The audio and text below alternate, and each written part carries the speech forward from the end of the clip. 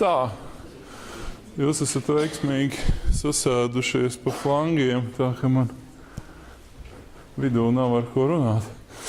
Bet es šodien jums pastāstīšu mazliet par to, kā politika zinātne raugās uz vienu tēmu, par kuru mēs neesam līdz šim runājuši. Proti, tā ir starptautiskā politika. Proti, ar politiku pašsaprotamā kārtā mēs saprotam ne tikai to, kas tur notiek valsts iekšienē, visas tās gudrās lietas, kuras jums ir jāmācās par valsts uzbūvi un politiskajiem režīmiem uz eksāmeni. Ja? Tur, piemēram, viss, kas saistās ar institūcijām, ar demokrātiskiem, nedemokrātiskiem režīmiem un tā tālāk. Bet šodien es mazliet jums pastāstīšu dažos vārdos par to, ko politikas zinātne saka par valstu savstarpējām attiecībām. Starpvalstu politika nevienmēr ir, kā saka, cieši saistīta ar iekšpolitiku, jo arī zinātnē raugoties institucionāli, starptautiskās attiecības itin bieži tiek studētas un pētītas diezgan autonomi no pārējās politiskās dzīves pētniecības. Un tieši tādēļ starptautiskām attiecībām ir sava teorija, starptautiskām attiecībām ir savas metodes, kuras nav tiešā veidā saistītas ar visu to, ko mēs iepriekš runājām, bet kuras ir īpašas. Ja? Proti, vispirms, kā jau jūs to varat iedomāties, kaut kas tāds kā valstu savstarpējās attiecības, kari, konflikti, visāda veida alianses starp dažādām valstīm, visāda veida apvienības un visāda veida nebūšanas valsts savstarpējās attiecībās. Protams, ka ir viena no lietām, kas ir bijusi raksturīga politikai kopš pašiem pirmsākumiem. Un līdz ar to nevajadzētu iedomāties, ka starptautiskā politika ir kaut kāds pilnīgi unikāls atklājums, kurš ir izdarīts kaut kad 20. gadsimtā. Nē. Ar starptautisko politiku ir nodarbojušies visi.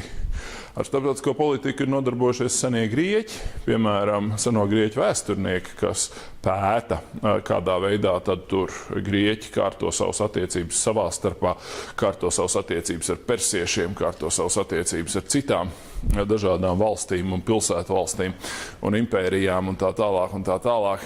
Tieši tādēļ valsts starptautiskā politika ir kaut kas ļoti sens. Pēc tam mēs zinām, kā par valstu savstarpējām attiecībām diezgan daudz domā arī agrīnajos jaunlaikos. Jā, tur ir, kā saka, slavenais Bodēns, kas pirmais lieto šo suverenitātes jēdzienu un tā tālāk.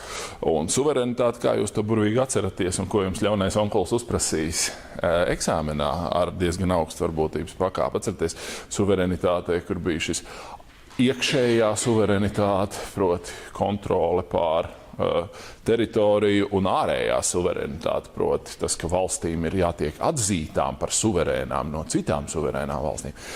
Bet līdz šim starptautiskās attiecības ir tikušas pētītas citu disciplīnu ietvaros, tāpat kā daudzas politikas jomas ir tikušas pētītas citu zināšanu jomu ietvaros. Pirmkārt, tā, protams, ir vēsture. Vai ne? Vēsturnieki jau kopš senās Grieķijas laikiem nodarbojās diezgan daudz ar dažādu starptautisku procesu pētniecību, bet tā ir arī jurisprudence. Viena no tādām pamattendencēm, kas ir bijusi vērojama īpaši jaunajā, modernajā laikmetā, ir tas, ka starptautiskajā politikā vajadzētu ieviest tādu pašu juridisku kārtību, kādu mēs pazīstam no valsts iekšpolitikas, proti, ka arī valsts savstarpējās attiecībās ir jābūt kaut kādam tiesiskam pamatam.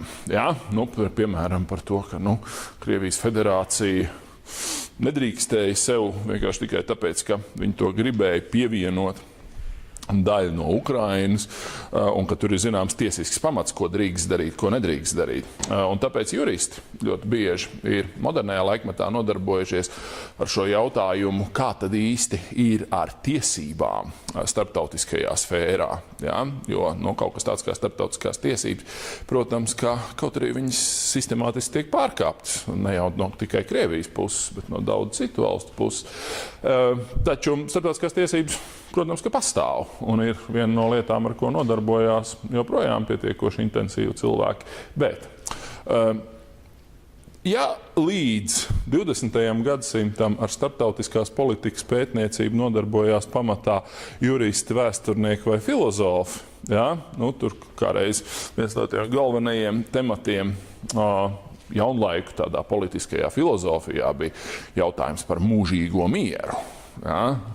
Kur, protams, ir Kantam slavenais darbs par mūžīgu mieru, bet ne jau tikai Kantam, ir arī, kā mēs to zinām, tāds jauks domātājs kā Žans-Žaks Ruso, kurš arī raksta darbu par mūžīgu mieru, tāpēc, ka tas ir diezgan nopietns uzdevums, vai ne? Mēģināt, kā izdarīt tā, lai pasaulē valstis vairs nekaro savā starpā.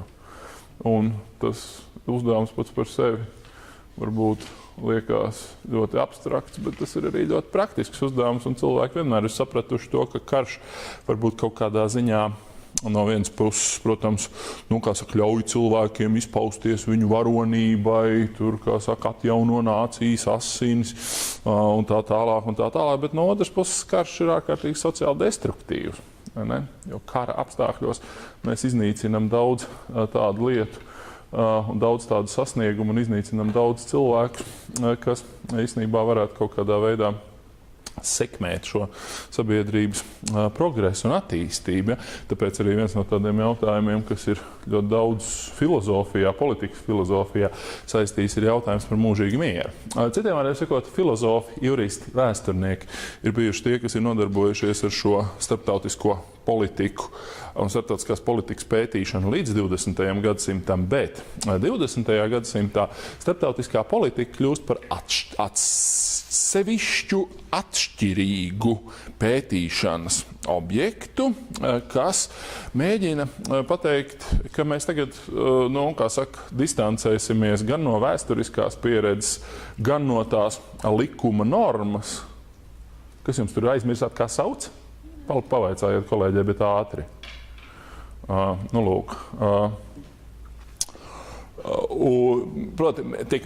Notiek mēģinājums padarīt starptautisko politiku par atsevišķa atšķirīga pētījuma objektu. Ja?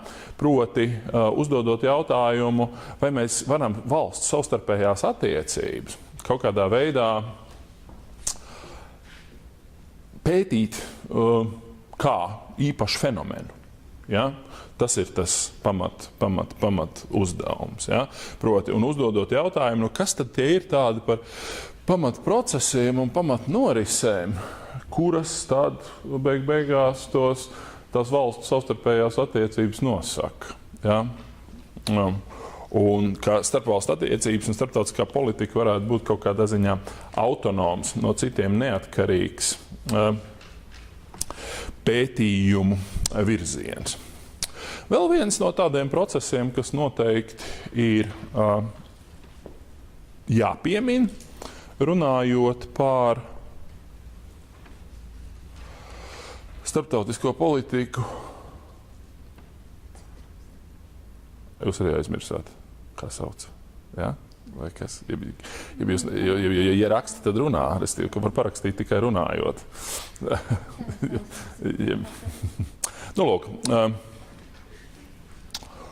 Vēl viens no tādiem procesiem, kas ir 20. gadsimtā ļoti piesaistījis uzmanību un kas ir nepieciešams saistīts ar starptautisko attiecību pētniecību, ir pašas izmaiņas starptautiskajā politikā.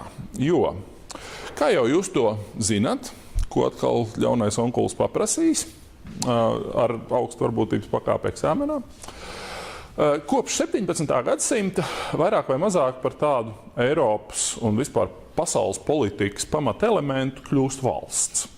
Ja? Tā pati valsts, par kuru es jums tiku stāstījis jau kādus pāris mēnešus atpakaļ, vienā no mūsu pirmajām nodarbībām, kad mēs runājām par to, kas tad atšķir valstis savā starpā. Ja? Skaidrs, ka šī iekārta, kas radās 17. gadsimtā saistībā ar tā saukto Vestfāles, jeb Vestfālien mieru, ja, ir tā, kas līdz šim ir lielā mērā dominējusi Eiropas politikā, proti šis priekšstats, ka pasaule ir pamatā sadalīta tā sauktās suverēnajās nāciju valstīs. Ja? Kas ir suverēnās nāciju valstis? Tās ir tās pašas modernās valstis, kuras sevi identificē ar kaut kādām nācijām. Ja?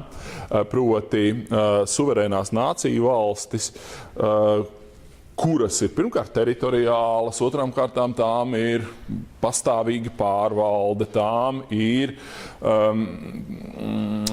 to robežas ir neaizskaramas, tās ir atzītas no citām valstīm un tā tālāk un tā tālāk. Šis pats priekšstats par sevi, protams, ka kļūst par tādu vispār pieņemtu lietu līdz pat 20. gadsimtam, kad 20. gadsimtā šī sistēma aizvien vairāk un vairāk sāk šķobīties un ļodzīties. Tāpēc, ka izrādās, ka valstis, kuras mēs esam tradicionāli pieņēmuši par tādām starptautiskās politikas pamatvienībām, nebūtu nav tādas, kā to reizēm mēs līdz šim esam iedomājušies. Piemēram, viens no tiem klasiskajiem procesiem, kuru pieminam jūs noteikti esat dzirdējuši pēdējo 20 gadu laikā pietiekoši daudz, tas ir stāsts par globalizāciju. Ja? Kas ir globalizācija? Globalizācija tas nozīmē to, ka patiesībā šīs suverēnās nāciju valstis, kur katra kontrolē savu teritoriju, ja? Katra ir neatkarīga, katrā ir kaut kāda suverēna vara, ja, kas to valsti kontrolē, ja, un tā tālāk, ka šīs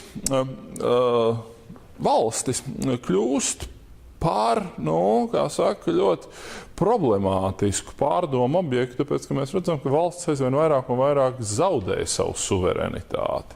No vienas puses valstis zaudē suverenitāti tādēļ, ka to dzīvē aizvien lielāku un lielāku lomu spēlē dažādi procesi, kas nav kontrolējami šīm suverēnajām nāciju valstīm.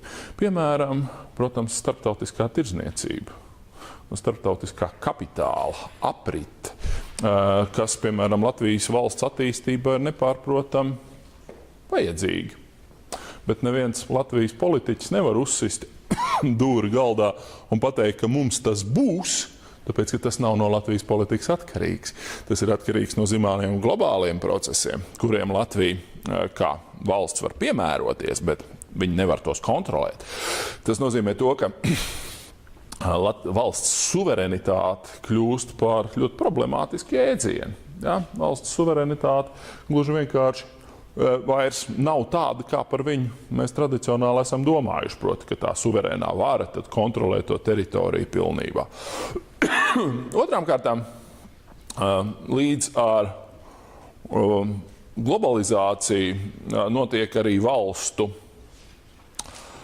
aizvien ciešāka sadarbība, kas viss tādā pilnīgākajā formā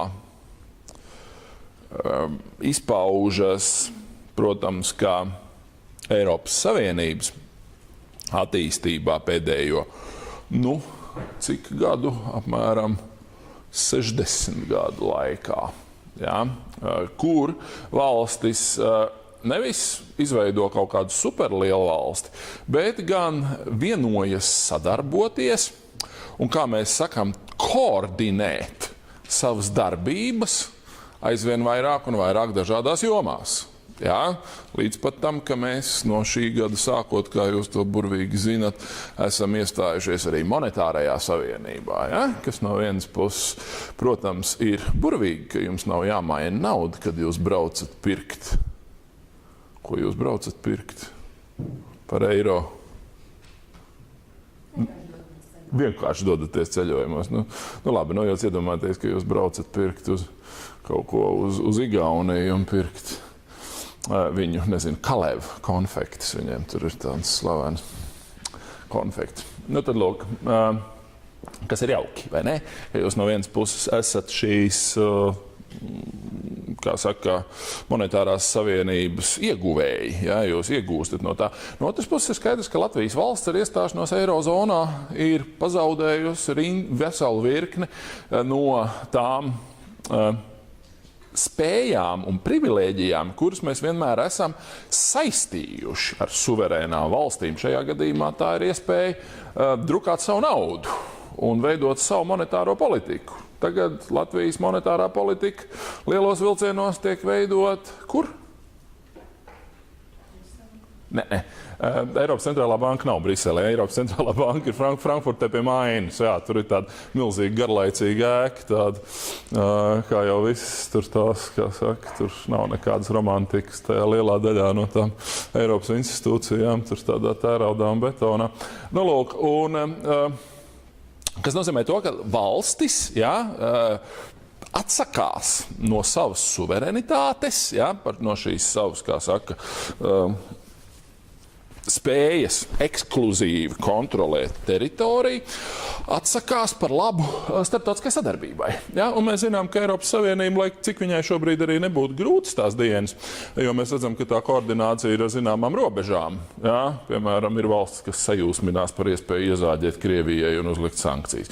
Ir tādas valstis, kas galīgi nepriecājās par iespēju uzlikt Krievijai sankcijas, bet viss kaut kā, tur, kā saka, ar čīkstošiem zobiem kaut ko mēģina darīt. Ja? Mēs redzam, ka, kā saka, tās sadarbības iespējas ir diezgan ierobežotas, bet viņas ir ļoti nopietnas, tajās jomās, kur tad mēs to darām. Ja? Un skaidrs, ka tam līdzīgi procesi notiek praktiski visā pasaulē. Ja? Mēs zinām, ka tā sauktā Eirāzijas Savienība, kura tad tiks vai netiks, visdrīzāk tiks veidot uz Krievijas iniciatīvas pamatu, ir arī tāds savu veidu mēģinājums, kā saka, pārkāpjot tās valstu robežas, kādas jūs viņas redzat uz globus, izveidot kaut ko globālu, kaut ko kopīgu. Ja? Nevis tādēļ, ka kāda valsts gribētu iekarot citas, bet tāpēc, ka mēs saprotam, ka mums ir jāsadarbojās. Ja?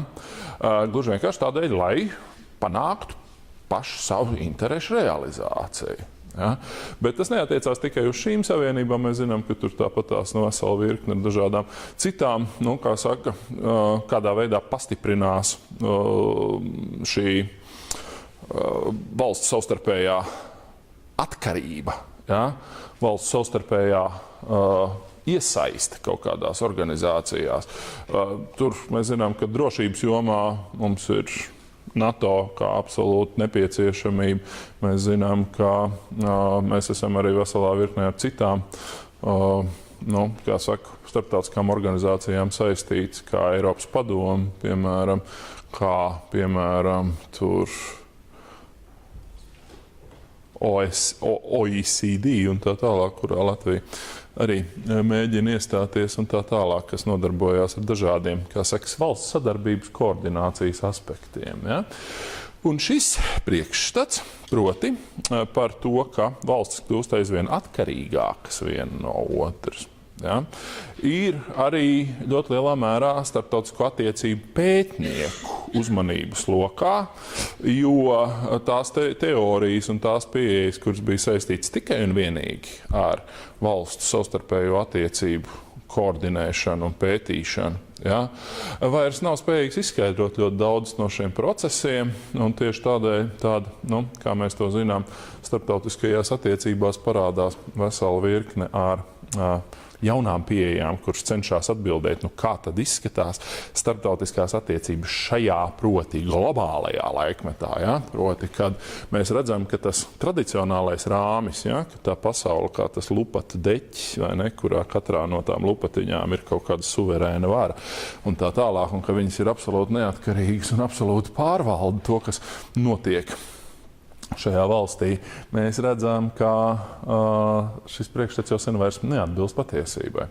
Kāpēc tas neatbilst patiesībai? Tāpēc, ka ir vesela virkne ar norisēm, kuras kļūst aizvien nozīmīgākas mūsdienu pasaulē.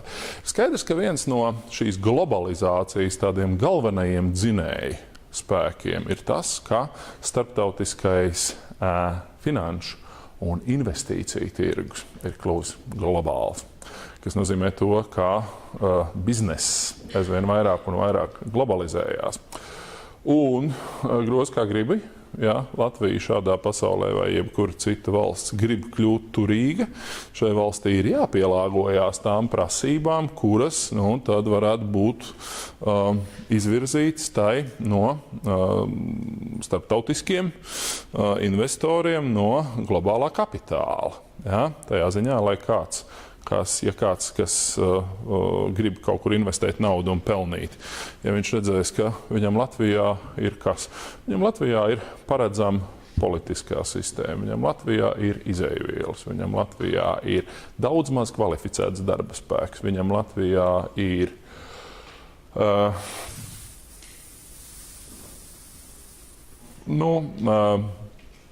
labvēlīga nodokļu politika. Ja?